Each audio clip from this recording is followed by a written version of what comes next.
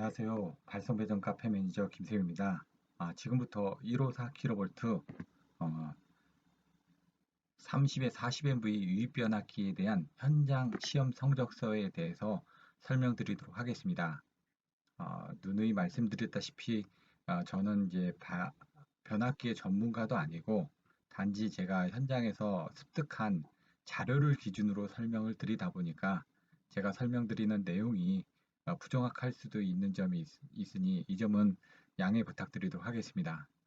그리고 이제 제가 퇴근해서 이제 집에 와서 이제 동영상을 촬영을 하다 보니까 일부 목소리가 좀 작게 녹음이 돼서 좀 목소리를 키워달라는 요청도 있어서 지금부터는 좀 목소리를 크게 해서 설명을 드리도록 하겠습니다.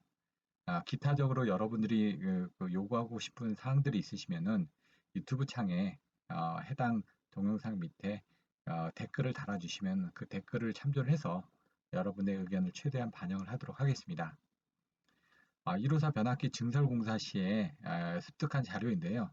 여기 커스터머나 시리얼 넘버 등 추후에 문제가 될 소지가 있는 것들은 최대한 삭제를 하고 자료를 설명을 드리다 보니까 일부 내용상 이해가 안 되는 부분이 발생할 수도 있는 점 양해 부탁드리도록 하겠습니다.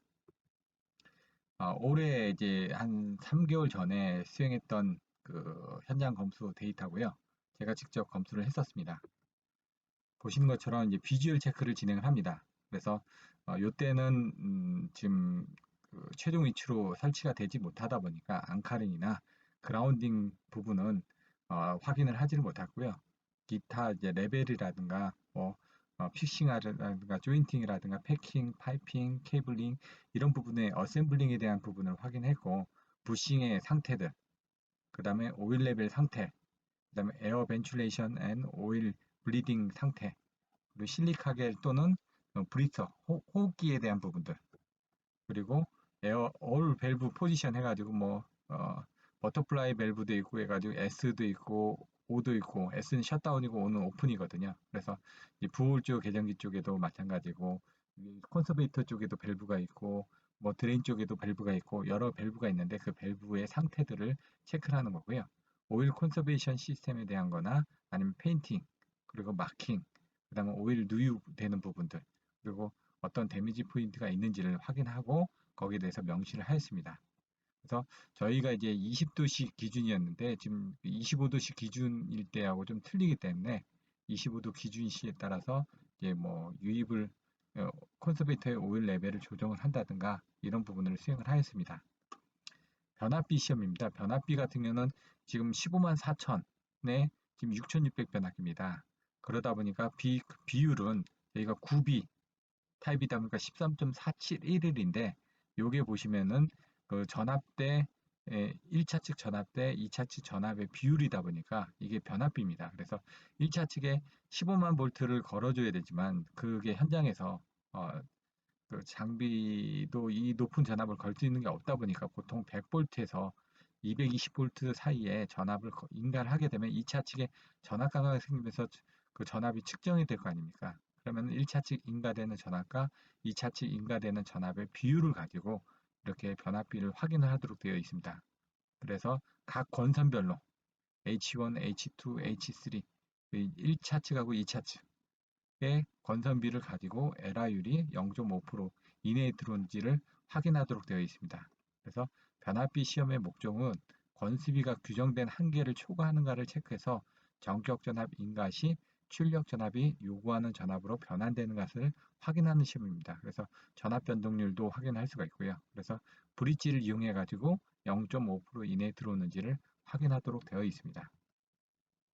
극성 및 각변이 시험입니다. 극성 같은 건 배터리를 이용해서 이제 플러스 마이너스 간극성, 가극성을 어, 확인하는 방법도 있고요. 아니면 1차 측에 지금 변압비 시험처럼 전압을 인가해가지고 그 전압의 크기를 가지고 극성을 확인할 수도 있고요. 각변이 시험은 이와 같이 두 개의 부분을 봅니다. 그래서 보시면은 이 전압 부분을 세 개를 인가해 놓고 그 다음에 HV하고 LV 쪽에 요 네 가지 전압을 이렇게 비교를 하게끔 되어 있습니다. 그래서 요 네 가지 전압을 가지고 저희가 이제 각변이를 보도록 되어 있습니다. 보시면 2, 2, 2, 3, 3, 2, 3, 3입니다. 그래서 요 네 가지 전압의 크기를 가지고 보시는 것처럼 H22, 23, 23, 그 다음에 33 이렇게 돼 있죠. 요 크기를 가지고 각각 비교를 해서 보시면은 각 변이를 확인하실 수가 있습니다. 현장에서 진행하다 보니까 권선의 이 부분을 측정하기 편하도록 이렇게 그 데모 장비를 가져와서 여기서 이제 탭을 꽂아가지고 전압을 인가해서 확인을 하도록 되어 있습니다. 그래서 변압기의 극성을 알고 위상차를 알기 위한 부분이고요. 정렬 운전 때 이런 부분이 중요한 조건이 됩니다. 그래서 유도법을 이용해가지고 각각의 전압을 측정해서 아까 말씀드렸던 것처럼 22, 23, 32, 33인데 요거는 지금 뭐 H2 오타입니다. H3, X3입니다. 그래서 22, 23, 32, 33의 전압을 측정을 해가지고 이제 여러분의 벡터 다이어그램으로 각 변이를 확인하시면 됩니다. 권선 저항 측정입니다. 뭐 앞에서 FAT 할 때 권선 저항 측정하는 방법에 대해서도 설명을 드렸고요. 이제 중심 검사를 가시게 되면 저희가 또 이제 권선 저항을 또 측정을 하도록 되어 있습니다. 근데 권선 저항은 이제 그 각 권선별 또 이제 탭별로 측정을 하다 보니까 좀 시간이 오래 걸립니다. 그래서 보시면 15만 4천을 기준으로 이제 플러스 뭐 10%, 그다음에 뭐 마이너스 10%, 154에다 플러스 10% 하니까 154 하니까 어떻게 됩니까? 16만 9,400이 되겠죠. 그래서 플러스 10%, 마이너스 10%를 가지고 이제 탭별로 해가지고 10%가 되려면 1.25 곱하기 8개면 8일은 8, 8이 16, 854 해가지고 10%가 됩니다. 그래서 1.25의 탭을 8개를 가지고 있습니다. 마찬가지로 밑에도 8개를 가지고 있습니다. 그래서 지금 보시는 것처럼 10%를 만들기 위해서 17개의 탭을 쓰게 되면 각 탭당 이제 전압의 비율이 틀려집니다. 그래서 보셨던 것처럼 권선 저항계를 이용해 가지고 전압을 인가하고, 그러니까 사실 이제 전류를 흘리고 그 전류에 대해서 각각의 전압을 측정을 하면 됩니다. 그래서 여기 같은 경우는 두 개를 이제 동시에 측정을 했던 거고요. 요거는 두 개를 측정한 겁니다. 예, 하나씩 측정을 하는 방법도 있고요. 그래서 지금 H1 쪽, H2 쪽, H3 쪽을 가지고 비교를 하는데요. 9번 탭을 기준으로 해가지고 이 양쪽으로 1번 탭하고 17번 탭까지의 이런 부분이 V자 곡선을 이루도록 가운데가 제일 작고요. 권선장이. 그 다음에 양쪽으로 갈수록 권선장이 커집니다. 권선장은 커지지만 거기에 따른 전압 부분은 마찬가지로 이쪽이 16만 9,400이 될 거고요. 이쪽이 13만 8,600이 되고요. 이쪽은 15만 4천 부분이 됩니다. 권선장인데 이제 저압축은 이제 탭이 없다 보니까 하나만 측정을 하면 되기 때문에 이와 같이 간단하게 이게 단상만 연결해서도 전류를 흘려주고 그 다음에 전압을 여기서 측정해 가지고 쉽게 계산을 하는데 문제는 75도씨로 환산을 해줘야 된다. 변압기 쪽에서 어떤 시험을 하다 보면 항상 기준 온도가 75도다 보니까 75도로 환산하는 부분을 여러분들 잊지 않으시길 바랍니다. 권선 저항기의 디지털 메타를 이용해서 고압축, 저압축 각 단자 간의 권선 저항을 측정하는데 모든 탭에서 측정하는데 그 고압축은 탭이 17개가 있다 보니까 모든 탭에서 측정을 하려면은 17개 곱하기 3개입니다. H1, H2, H3가 있으니까. 그러다 보니까 이제 시간이 좀 많이 걸린다. 근데 이제 저압축 같은 경우는 이제 델타 권선 같은 경우는 이제 그 3개밖에 없으니까 탭이 없고 저압축은 그러니까 쉽게 측정이 가능합니다. 임피던스 측정입니다. 임피던스 이제 전압이라고 저희가 얘기를 하는데 요것들은 이제 아까 말씀드렸던 그 임피던스 전압 강화를 측정을 하려다 보니까 1차 측에 한 380V 정도를 인가를 하는데 이때 인가된 전압이 약간 높게 인가가 됐습니다. 그래서 390V 정도가 인가되다 보니까 2차 측에 그 전압 강화 부분을 보는데요. 여기서도 임피던스 전압 강화는 이제 그 표준 탭에서 9B 탭에서 11.46인데 이게 20도씨 기준이니까 75도 기준으로 환산한 값이 FAT 때 측정했던 값하고 맞는지를 여러분들 확인해 보시면 됩니다. 그래서 변압기 현장 수송 설치 후 운송 설치 이상 유무를 판단하기 위해서 이거는 이제 그 SAT 부분에는 보통 들어있지는 않는데 별도로 요청해서 지금 측정을 해봤습니다. 왜냐면 뭐 중간 탭하고 아까처럼 제일 그 1번 탭하고 17번 탭에서만 비교를 해보면은 계략적인 부분은 확인이 가능하기 때문에 그래서 전격, 최고, 최저 탭에서 측정하도록 요청을 하였습니다. 그 다음에 이제 절연저항 측정입니다. 그래서 절연저항 측정을 보시면은 HV하고 LV, HV하고 대지간, LV하고 대지간 측정을 하게끔 되어 있습니다. 그래서 권선저항은 모든 탭에서 측정을 하고요. 이와 같이 건선 저항계는 이제 1000V, 2000V, 5000V를 이와 같이 조절을 해가지고 테스트를 할 수가 있습니다. 그래서 절연장은 1분간 테스트를 합니다. 그래서 LCP 쪽에서도 테스트를 했고요. 여기 보시면 이게 저압입니다. X1 쪽. 예, 저압에 바라보는 쪽이니까 여기가 이제 왼쪽부터니까 X1, X2, X3가 되네. 아, 잠깐만요. 여기가 X1이 맞네요. 죄송합니다. 왜냐면 고압 측은 이제 왼쪽부터 고압 측이 오른쪽부터 H1, H2, H3가 되고요. 뒤에 쪽은 좌측부터니까 여기 X3가 됩니다. 그리고 여기 부분에 대한 이제 그 외압하고 이런 부분들을 같이 저압축 건선과 외압하고의 절연장을 측정하게끔 되어 있습니다. 네, 코어 부분, 변압기 상부에 보시면은 내부 코어하고 이제 혼촉 방지판이 있는 경우가 있고요. 없는 경우가 있습니다. 그래서 코어하고 건선하고 철심하고 이런 부분, 외부 외암하고 이렇게 보도록 되어 있습니다. 코어하고 외부하고 클램프하고 그다음 코어하고 클램프하고 이렇게 세 군데를 보도록 되어 있습니다. BCT 테스트입니다. BCT 부분에 대해서는 사실 CT에 대해서는 설명해야 될 내용들이 되게 많습니다. 그래서 그런 부분을 자세하게 설명드리긴 힘들고요. 추후에 이제 CT 관련한 내용들만 가지고 또 설명을 드릴 예정입니다. 그래서 IC 60044 규격에 의해서 CT 부분에 대한 것들을 검증을 하실 수가 있는데 BCT 1, 2, 3, 4, 5, 6, 7, 8, 9, 10, 뭐 12번까지 있는데 이제 100V에 C400, C400은 이제 여자 전압이 400V까지 연결되는 거고요. 보통은 C는 100V, 200V, 400V, 800V까지 있습니다. 그래서 포화되는 전압을 가지고 C400으로 표기를 하고 있습니다. 그래서 이거는 단일 철심인데 다중 건선비다 보니까 X1에서 X3까지는 여기 보시면 X1, X2, X3가 있는데 X1에서 X3까지는 400대 옵니다. 그러면 X1하고 X2는 건선이 반 정도 되니까 200대 5가 되겠죠. 그래서 X1하고 X2는 200대 5, X1하고 X3는 400대 5, X1하고 X4가 있다 그러면 600대 5 이런 식으로 해가지고 건수비를 가지고 조절을 할 수도 돼 있습니다. 필요에 따라서 건수를 어떻게 갖느냐에 따라서 비율이 약간 틀리게 제작도 가능합니다. 보시면은 여러 가지 BCT들이 있는데 여기서는 이제 그 400대, 200대 5짜리하고 그다음에 200대, 100대 5짜리, 1000대, 5000대 5짜리 그리고 뒤에 보시면 이제 BCT 쪽에 이제 저압 쪽에 측정을 하기 위한 부분이다 보니까 4000대 2대 5짜리하고 4000대 5대 5짜리 부분에 대한 것만 간단하게 살펴보도록 하겠습니다. 안시 규격이나 안시 규격에 따라서 이제 CT의 전격 부담 그리고 전격에 대해서 표기하는 방법이 틀려지는데요. 여기서 C는 1차 원수가 1인 부싱형이나 링형이나 바형 타입에 대한 것들을 얘기합니다. 그래서 C800 같은 경우는 보호계정기로서 2차 단자 전압이 여자 전압이 800V까지 됐을 때 포화되지 않는 여자 전압을 가지고 있다는 얘기입니다. 그래서 포화가 늦게 되다 보니까 사고 시에 고장 전류를 정확하게 검출이 가능하기 때문에 보호계정기용으로 C급을 사용을 합니다. 물론 클래스가 이제 T급도 있고 PX급도 있는데 이런 부분들에 대해서는 추후 CT 부분에서 자세히 설명드리도록 하겠습니다. IC나 BS 규격에선 부담을 표시합니다. 25VA. 그럼 C800은 몇 부담이냐? 200VA 정도가 됩니다. 예, C100이 25VA, C200이 50VA, 그 다음에 C400이 100VA, C800이 200VA 정도가 됩니다. 25VA고 그 안시 규격은 무조건 이제 20배에서 OP 20 그러니까 이 O는 5%의 오차를 가지고 있는 거고 P는 프로텍션용을 얘기합니다. C로 시작하면 프로텍션용이고 20은 과전류정수입니다. 그래서 안시 규격은 무조건 20배에서의 과전류정수를 가지고 표기하도록 되어 있습니다.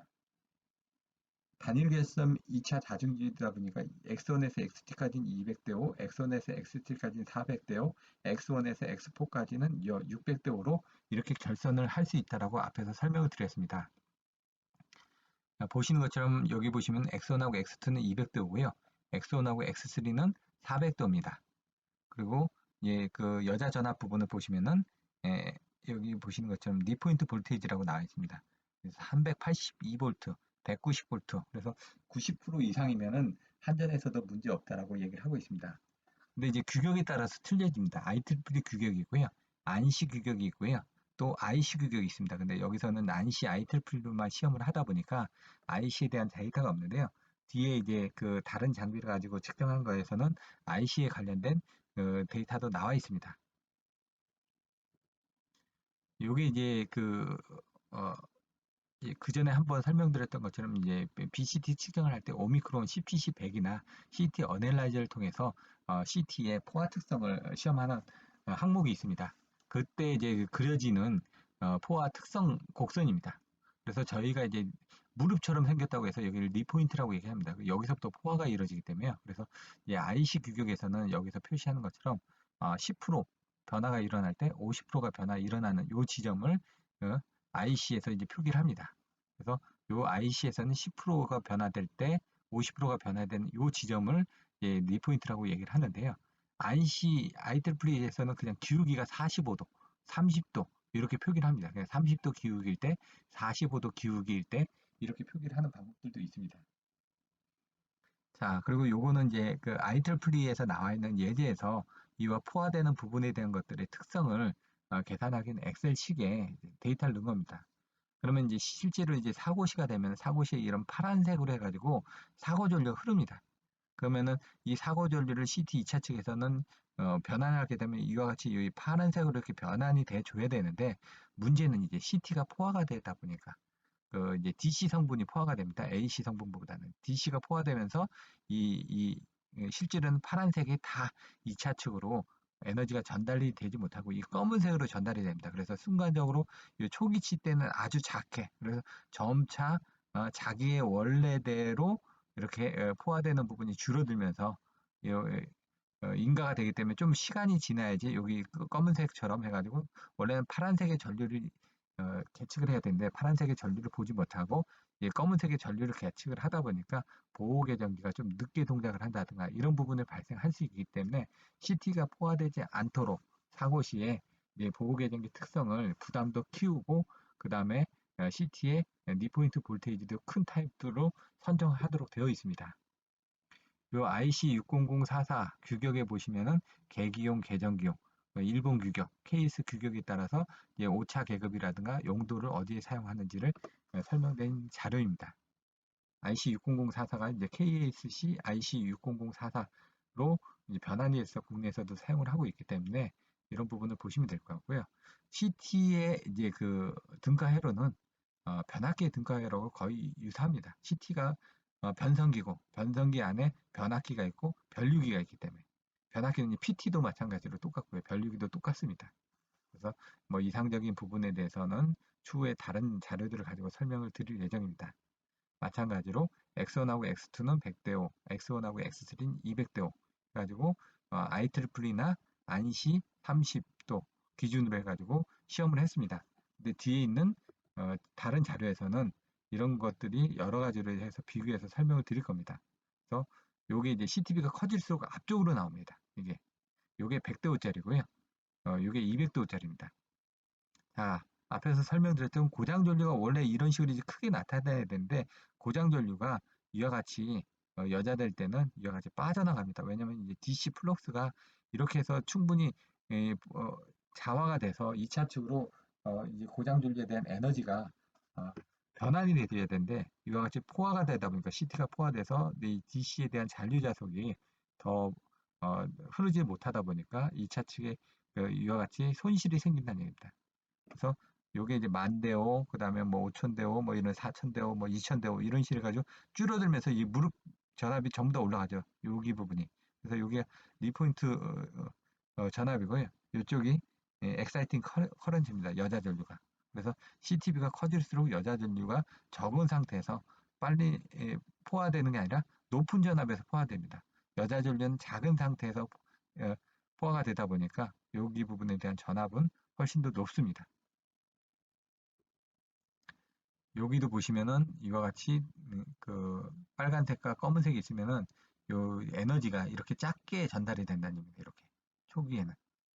그러다 보니까 이게 이제 그 CT의 부담에 따라서 CT 부담이 크면 이렇게 많은 부분이 전달이 되고 CT 부담이 적거나 이런 니포인트 볼테이지가 작아질수록 이렇게 낮은 부분만 2차 측으로 에너지가 인가가 되다 보니까 초기에 이런 작은 값을 가지고 계정기가 동작을 하게 되면 늦게 동작할 수밖에 없습니다. 그런 로 인해 가지고 문제가 생기기 때문에 CT를 선정할 때는 CTB도 크게끔 하고 그다음 부담도 크게끔 하고 과전류 강도라든가 아니면 리포인트 볼테이지도 큰 타입으로 선정을 해주시는 게 유리합니다. 그리고 보시는 것처럼 여기 부분은 이제 메터링 같은 경우는 CT의 여자되는 전압이 낮습니다. 근데 보호계정기 같은 경우는 CT의 여자되는 전압이 높다 보니까 보호계정기 쪽에 대한 것들은 보호계정기 전용 CT를 써주셔야지만 고장 시 정확한 보호를 할 수가 있습니다. 보시는 것처럼 CTB가 큰 쪽은 앞쪽으로 나오고요. CTB가 작은 쪽은 밑쪽으로 나옵니다. 그래서 이 여자다는 부분이 틀려지게끔 되어 있습니다. 4000대 2짜리입니다. 4000대 2짜리는 이 권수의 비가 크기 때문에 여자 전압이 여기 보시면은 207V 정도 나옵니다. 여기 207V. 그럼 4000대 5짜리는 이 권수비가 작아지죠. 작아지니까 이 여자 전압이 줄어들 겁니다.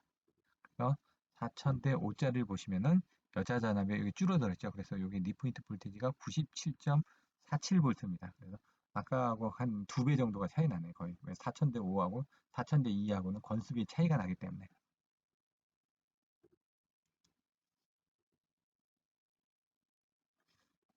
그거는 이제 다른 장비로 이제 그 BCT를 측정했던 사례입니다. 이건 3년 전에 측정했던 자료인데 여기 보시면 IEEE 30, IEEE 45, IC 기준인데 IC가 10% 변할 때 50% 변화하는 지점이라고 되어 있습니다. 그래서 400대 5짜리 단일 CT에서 보시면은 IEEE 30 같은 건 420V입니다.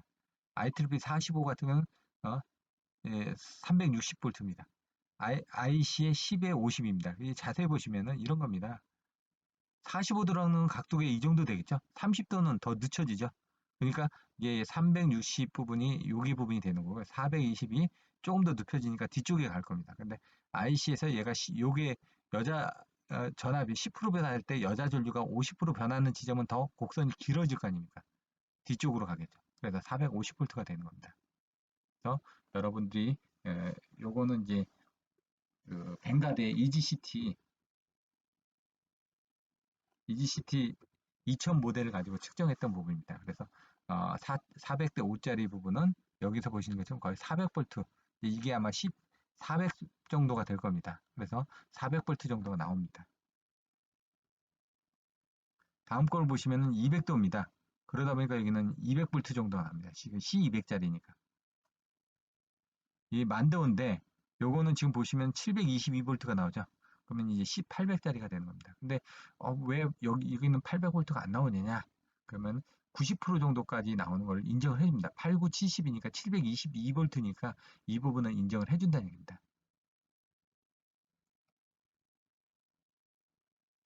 자, 보시면은 이제 그 FAT를 하고 지금 오일을 갈고 나서 SAT 때 오일을 다시 주입을 하다 보니까 새로운 오일에 대한 부분이 필요합니다. 그래서 오일이 들어왔을 때는 그 지금 오일에 대한 그 시험 성적서가 이제 배송이 되기 때문에 그 부분 보시고 이 오일에 대한 어, 내전압 부분을 확인하실 수가 있습니다. 그리고 이제 여러분들 현장에서 테스트를 하고 나신 다음에는 그 테스트 이후에 이 부분을 또 비교를 하실 수도 있습니다. 그래서 신유 같은 경우는 첫 번째는 버립니다. 그래서 여기서 44.6 같은 뭐 이물질이 이제 따라내다 보니까 이물질이 들어있을 수가 있으니까 그걸 버리고 이제 두 번째부터 여섯 번째 이렇게 5번의 시험 결과가 신유 같은 건 50kV가 이상이 나와야지만 됩니다. 그리고 OLTC는 40kV 이상이 나와야지만 됩니다. 그래서 그 부분을 이렇게 메가 장비 같은 경우는 뚜껑을 열고 이 플라스틱 안에다가 오일을 받습니다. 그러면 이 사이에 극이 있습니다. 이렇게 금색으로 극이 두 개가 보이시죠? 그 극에서 아크를 전압을 인가해가지고 아크가 터질 때 그때 터질 때 그 전압이 여기 표기가 되는 겁니다. 그래서 보시는 것처럼 여기 보시는 것처럼 이제 전압 부분들에 대한 내용들이 80kV, 75kV 해가지고 테스트를 6번을 해가지고 여기 보시면은 이 인가될 때 계속 이제 두 번째인데 시간이 계속 이제 인가가 됩니다. 여기서 계속 돌아가면서. 그래서 요 화면 부분입니다. 여기 있는 디스플레이 화면을 찍어 놓은 거고요. 다 끝나고 나서 이제 프린트 버튼 누르면 이와 같이 에버리지 볼테이지가 나오는데 이거를 SAT 시험 성적서에 붙여가지고 이제 활용을 하고 있습니다. LCP 같은 경우 현장에서도 간단하게 체크를 합니다. 그래서 3상 조작 전원을 인가하고 보조 전원을 인가해가지고 DC 전원이 있는 상태에서 비주얼 체크하고 팬이 제대로 도는지 아니면 와이어링 부분이 맞는지 접점 부분을 체크하고요. 그래서 이런 것들을 RCP하고 연동 시험을 통해서 다 확인을 하도록 되어 있습니다. 그래서 OLTC를 현장에서 탭을 조정을 한다든가 RCP 쪽에서 이제 그 조작을 해서 제대로 동작을 하는지 경우에 따라서 이제 저쪽에서 탭을 올려라고 했는데 이쪽에서 탭이 내려갈 수도 있습니다. 그런 것들은 중간에 권선이 바뀌었거든요. 그래서 그런 부분을 확인해 가지고 LCP 쪽에서 동작하는 부분하고 RCP 쪽에서 동작하는 부분들이 정확하게 매칭이 되도록 나중에 현장 시험에서 이런 부분을 다 확인하도록 되어 있습니다. 전련장도 체크를 하고요. 그 다음 각종 히터라든가 리미터 스위치라든가 이런 것들을 다 확인하도록 되어 있습니다. 보조적인 장치에 대한 측정들입니다. 여기 보시면은 요게 이제 부울주 계정기 이제 그 트립 버튼, 리셋 버튼. 요거는 이제 부울주 릴레이 부분은 위에 이제 동그랗게 이제 버튼이 두 개 있는데 요거는 OLTC용 프로텍티브 릴레이 PR2001의 이제 테스트 버튼입니다. 그러면은 이렇게 돼 있던 게 버튼 누르면요 이렇게 올라갑니다. 그리고 여기 이제 부울주 릴레이를 누르게 되면은 여기 이제 그 부표가 내려가고 요거는 올라갑니다. 그렇게 해가지고 동작 여부를 확인해 보실 수가 있습니다. 그래서 노멀 파워가 페일이 됐을 때 ATS로 자동적으로 절체가 되는지, 백업 파워로 제대로 들어가서 동작하는지, 그 다음에 AC 조작선이 들어갔을 때 램프가 들어오는지, 뭐 DC 조작선이 죽었을 때 램프가 들어오는지, 팬 모터가 페일 됐을 때 알람이 나는지, 오일 레벨이 로우였을 때 알람이 뜨는지, OLTC용 오일 레벨이 로우였을 때 알람이 뜨는지, 부울즈 릴레이가 동작했을 때 알람이 뜨는지, 아니면 부울즈 릴레이 또 트립 버튼이 있습니다. 그 오일 템퍼러처, 그 권선원도계, 유온도계 이런 부분들, 그리고 이제 방압변이라든가 프레셔 릴레이, 그다음에 프로텍티브 릴레이, 뭐 방압변 같은 것도 동작을 시켜 보면 되고요. 오일 부울즈 릴레이 요게 알람이었다면 요거는 트립입니다. 그래서 오일 온도계 이제 하이 로우 부분들, 부울즈 릴레이도 이제 트립 부분들 이런 것들을 다 확인하도록 되어 있습니다. 권선 온도계, 유온도계에는 여기 이렇게 요거를 이제 올려서 붙여줘도 되고 요건 이제 세팅 부분이고 요거를 조정을 해가지고 접점이 붙으면 얘가 올라가서 접점이 붙겠죠. 그렇게 하는 방법들이 있고요.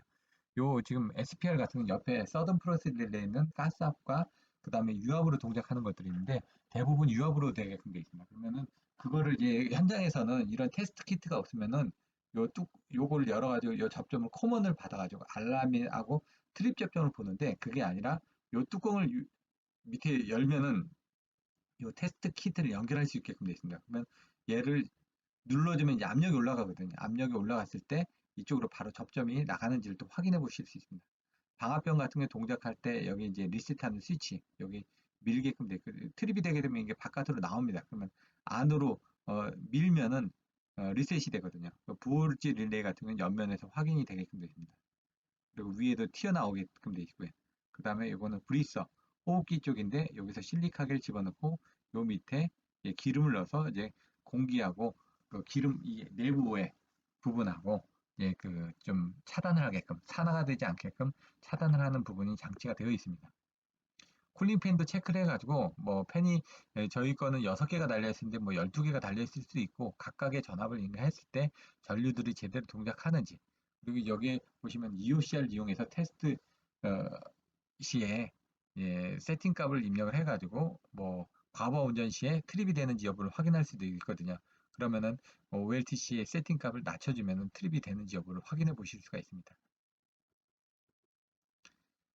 이제 밸브 포지션입니다. 밸브가 S는 셧다운, 그 다음에 오픈 이렇게 되어 있는데 오일 드레인 밸브 같은 경우는 클로즈가 되어 있어야지만 됩니다. 바깥으로 이제 오일이 빠져나면 안 되니까. 근데 이제 라지에이터 같은 경우는 연결이 되어 있죠. 라지에이터는 이제 그 버터플라이 밸브들이 있는데 그런 밸브들 같은 경우는 열려져 있어야지만 되기 때문에 오픈으로 되어 있습니다. 그래서 OLTC나 이런 쪽도 다 오픈이 되어 있어야 되고요.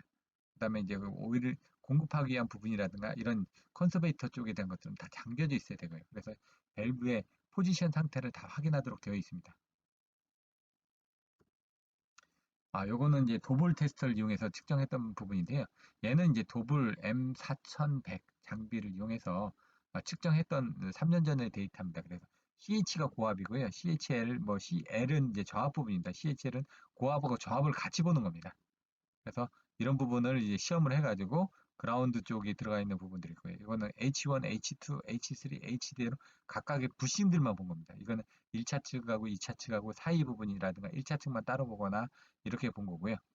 그 다음에 이제 노로드 커런트 상태에서 H1하고 H0 상태 이 부분을 다 봅니다. 그래서 이제 절연 역류를 각각의 권선 부분에 대한 것들을 절연 역류를 다 체크하게끔 되어 있습니다. 그래서 절연 역류는 절연 열화라든가 흡수가 함께 증가되기 때문에 왜 이 도블 테스트를 측정하냐면 도블차가 1900년도 정도 전에 변압기가 만들어진 다음에 1910년도부터 대략적으로 이런 측정이 이루어지다 보니까 지금으로는 한 110년 이상의 어떤 백데이터가 있습니다. 그러니까 변압기를 여러분들이 사용하는 게 보통 많이 사용해야 30년 사용하는데 110년 동안의 데이터가 있다 보니까 이런 데이터만 가지고도 이 변압기의 상태가 어떤지를 확인해 볼 수가 있습니다. 10년 된 정상적인 상태에서 10년 이후에 변압기에서 발생할 수 있는 그 유사 기종에서 발생할 수 있는 데이터들이 다 표가 있다 보니까 그걸 보고 여러분들이 대략적으로 이 변압기의 수명을 예측을 하실 수가 있습니다. 그렇기 때문에 여러분들이 그 처음에 제품이 제작이 됐을 때 확인하고 또 현장에 도착했을 때 또 확인을 해서 혹시라도 이런 부분에 대한 문제가 열화가 있는지 여부를 확인해 보실 수가 있습니다. 절연율을 측정을 하려면은 절연율 속의 모든 권선이 함침이 돼 있어 가지고 단락되어 있는 상태에서 여러분들이 측정을 하시도록 되어 있습니다. 앞에 건 이제 도블 장비였고요. 여기 거는 이제 오미크론 장비를 이용해서 하는 겁니다. 오미크론의 도블 장비는 오미크론 장비들이 좋은 것들이 뭐냐면 조합을 하면 여러 가지 부분을 쓸 수가 있습니다. 오미크론 이제 CPC100에 여기 이제 그 TD 장비를 이용해 가지고 같이 연결하면은 도블을 네, 테스트를 할 수가 있습니다. 파워 팩터를. 그리고 이제 뭐 멀티 레이쇼 CT를 여기다 붙여가지고 하게 되면 변압비를 다중화해가지고 한꺼번에 시험을 하실 수도 있고요. 근데 이제 장비 가격이 비싸다 보니까 요거만 해도 뭐 억대가 넘어가 버리니까요. 그래서 CH하고 CHL, CH, CHL 앞에서 설명드렸던 CHL하고 CL, CL, CH, CL 이렇게 해가지고 설명드렸던 여러 가지 시험들을 각각 개별적으로 해서 이와 같이 테스트 데이터로 나타나게끔 되어 있습니다. 그래서 H1, H2, H3, 그다음에 H0 각각의 부싱들에 대한 부분들도 테스트를 해서 부싱에 대한 절연 역률이라든가 그다음에 각각의 권선, 고압축과 저압축의 권선 간의 절연 역률 이런 부분들도 여러분들이 확인해 보실 수도 있습니다. 물론 장비마다 조금씩 틀려지긴 하겠지만 이제 거의 비슷한 데이터를 가지고 있습니다. 왜냐하면 파워팩터라는 거는 여러분의 C 성분하고 관련되어 있기 때문에 여러분들이 이제 콘덴서 부싱 같은 것도 보시면 거기에 뭐 254% 피코 플롬이라든가 이런 식으로 해가지고 콘덴서 부싱 자체에 정전 용량이 거기 표기가 되어 있습니다. 그러면 그거하고 이제 비교를 해보는 겁니다. 변압기 권선에서도 여러분들이 정상적인 상태에서 설계를 하다 보니까 얼마 정도의 그 정전 용량이 있는지를 다 계산이 되어 있는 상태에서 비교를 하다 보니까 그 수치가 낮아졌을 때는 역률이 낮아진다는 건 기울기가 틀려지는 거거든요. R 성분이 늘어나다 보니까 C 성분들은 정해지는데 R 성분이 에, 에, 늘어나다 보니까 이제 파워 팩터가 이제 증가를 하는 겁니다. 증가를 한다는 건 역률이 낮아지는 거거든요. 뭐 1.0일 때가 가장 좋은데 뭐 0.9로 돼 있다가 이제 0.8이나 0.7 정도로 이제 떨어지게 되면 절연 역률이 나빠지는 거니까 그때는 알 성분이 늘어났다라고 여러분들이 생각하시면 됩니다. 요거는 H1하고 H0 중성점 탭 부분. 앞에서 도불에서는 하나로 이렇게 표기를 해가지고 표시를 했다고 하면은 이 오미크론 양비는 이와 같이 각각 중간에 인가됐던 전압이 어떻게 되고 이게 보통 10kV를 인가하거든요. 도불이. 그래서 10kV를 인가를 해가지고 시험을 합니다. 그래서 이 DC 부분을 인가를 하기 때문에 이런 부분을 가지고 이때 이제 뭐 손실이 어떻게 되는지 이런 부분들이 다 측정이 되고 있습니다. 이 부분은 이제 SFRL이라고 해가지고 스위프 프리퀀시 리스폰스 어널리시스입니다. 그래서 보시면 LV가 오픈이 됐을 때 오일과 부싱이 들어가 있는 탑에서 탭 1번에서 부분을 이제 측정을 한 겁니다. 그럼 보시면은 왜냐면 이때 권선이 이제 가장 높기 때문에 그러면 여기 부분부터 의미하는 게 뭔지를 개략적으로 설명드리면 여기 이제 부싱 쪽입니다. 바깥에 변압기 내부 부분부터 여기가 철심 되겠죠. 철심 코어 부분이 될 거고요. 코어 쪽에서 나가면서 이쪽이 코일 쪽이 됩니다. 코일 쪽이 되고 이쪽이 부싱 쪽이 됩니다. 근데 이제 그거에 따라서 주파수 변동이 왜 이렇게 나오는지까지는 제가 아직 확인을 못했고요. 추후에 이런 부분을 알게 된다면 다시 한번 설명을 드리도록 하겠습니다. 그래서 H1, H2, H3별로 해가지고 이와 같이 주파수 분석을 하게 되면은 이 주파수 대역에 따라서 이렇게 틀린 값들이 나타납니다. 요거는 HV를 오픈했을 때 조건입니다. 그래서 이건 저압 측에 대한 조건이 이와 같이 틀려지게 나타난다는 얘기고요.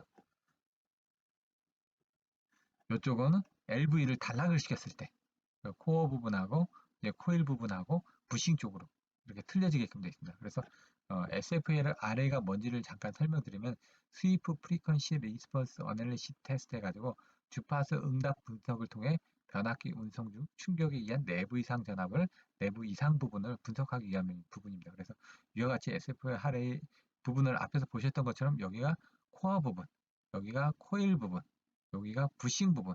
그래서 이제 전압을 인가했을 때 그 전압에 따라서 이제 주파수 분석을 해보면은 주파수가 이렇게 대역별로 틀리게 나타나는 점입니다. 그래서 이렇게 인가를 하고 여기서 받아들여가지고 그걸 측정한 값을 비교를 합니다. 그래서 앞에 보셨던 거는 이제 요 4월 달이니까 이제 공장에서 FAT를 하고 운송하기 전에 측정했던 데이터입니다. 그리고 여기 부분은 똑같은 1번 포지션에서 똑같이 측정을 했는데 이건 운송이 되고 난 이후에 건선의 이상 유무를 측정하기 위해서 이렇게 비교를 한 겁니다. 그래서 H1, H2, H3 부분들이 조금씩 틀려집니다. 약간씩. 여기도 마찬가지로 이렇게 틀려지는 약간 파형이 여기서 부싱 쪽이 틀려졌습니다. 부싱 쪽에 대한 부분들이. 요거는 이제 그 운송하기 전에 이제 테스트 부싱을 사용하다 보니까 그 테스트 부싱에 대한 그런 주파수 응답 분석이 좀 틀려질 수가 있습니다. 현장에 설치된 부분하고. 근데 이제 왜 이런 부분이 틀려지냐면은 이제 설치를 할때 저희가 이제 부싱 부분에 연결되어 있는 부분을 가지고 테스트하는 부분도 있고 GIS 쪽에 부싱이 나와서 일부 GIBB 내에서 측정을 하다 보니까 부싱 쪽에 대한 부분은 약간 차이가 날 수가 있습니다. 이런 부분들은. 그래서 이런 것들은 그냥 참조를 하시면 될 것 같습니다. 단지 이 세 개의 비율들이 좀 벗어나지 않도록 이렇게 해줘야지만 됩니다. 여기는 마찬가지로 마지막으로 보셨던 것처럼 탭 1번에서 LV가 쇼트가 됐을 때 그래서 보유 장비는 이와 같이 장비가 이루어져 있고요. SFRA도 요즘에는 이 그 장비가 M4000 장비 같은 거, M4200 장비 같은 건 아주 작게 나옵니다. 요거의 한 4분의 1 정도 크기밖에 안 됩니다. 크기가. 이렇게 작게 나오거든요. 작게 나오는 장비를 이용해서 SFRA 시험들을 하고 있습니다. 그래서 뭐 M5300인데 죄송합니다. M4000 같은 경우는 도블 테스트 중에 역률 측정하는 거고요. M5000실입니다. 그래서 M5400이 요거보다 작게 나왔었네요. 4분의 1 정도로. 해가지고 지금까지 해서 이제 그 154kV TR에 대한 SAT 리포트 부분에 대해서 간단히 살펴보았는데요. 제가 말씀드린 것처럼 저는 이제 그 변압기 전문가도 아니고 현장에서 측정된 데이터를 기준으로 예, 설명을 드리다 보니까 좀 설명이 미흡한 부분도 있습니다. 그래서 그런 부분들은 정확하지 않더라도 양해 부탁드리고요. 추후에 댓글을 달아주시면은 그런 부분을 통해서 제가 부족한 부분 다시 공부를 해서 여러분들한테 다시 안내를 드리도록 하겠습니다. 지금까지 발송배정 카페 매니저 김세용이었습니다. 감사합니다.